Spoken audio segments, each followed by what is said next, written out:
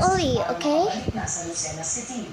Patuloy ang investigasyon sa insidente. Ang iba po ng mga balita sa pagpapalipunan ng Aguilar Crime Time.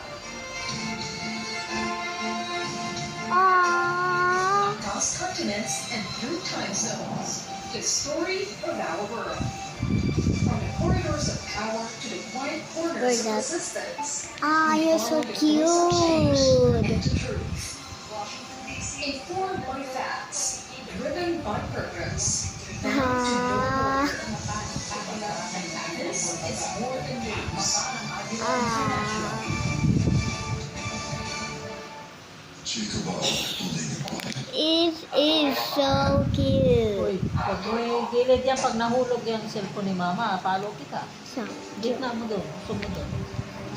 Ang mga sikretong bumabalot sa pamilya ni Chairwoman Carol.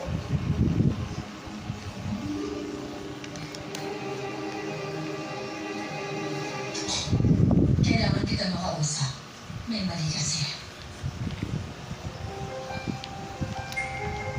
Magdadala pa ng panganib kay Chico? Di ba kanang kamay ka naman niya, di ba? Si President ang kailangan kong harapin. Huwag ka magpatalos-talos, Chico. Kimchi Family. Gabi-gabi, 8:30 p.m.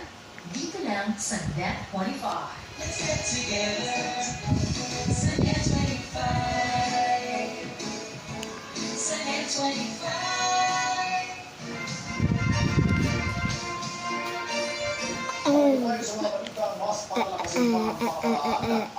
Is that real? Are you real? Why is that wearing it? How to be so fat? Why is that picture frame wearing it? What?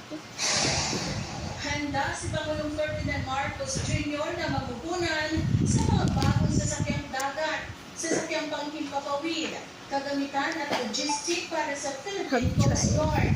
Ito ang sinabi ni Pangulong Marcos sa 124th founding anniversary ng PCG na dinanap sa headquarters nito sa Port Area, Manila.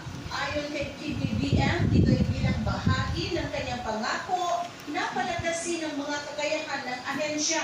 Pinuri ng Pangulo ang mga accomplishments ng PCG mula sa pagtulong at pagligtas sa mga nasalanta ng kalamidad, pagbibigay ng proteksyon sa mga mangingisda sa West Philippine Sea, pangangalaga sa baybayin, pagsuri sa libo-libong mga barko